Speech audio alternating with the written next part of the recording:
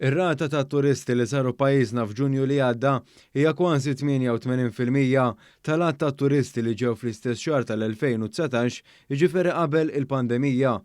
Ċifri preżentati mill-Uffiċċju Nazzjonali tal-Istatistika l-NSO juru li f'Ġunju tal-2019 ġew aktar minn 280,500 persuna meta mqabbel ma' ftit aktar minn 247,400 turist li żaru pajjiżna f'Ġunju li għadda.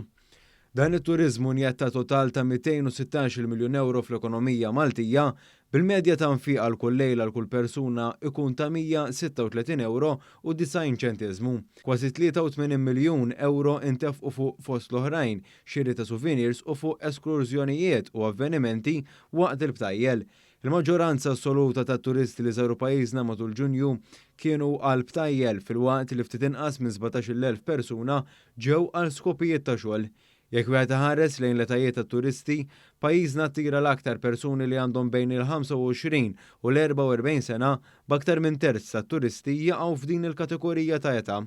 Kważi 100,000 turist għażlu li qattaw 7 tiljieli jew aktar f'Malta.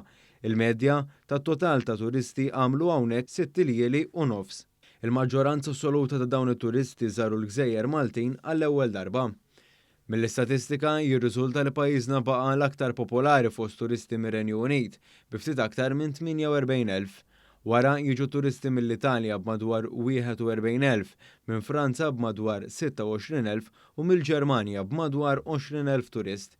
Il-maġġoranza assoluta ta' turisti żaru Malta bl-ajru, filwaqt li dawk li ġew permezz tal-vapuri laħqu 3,400.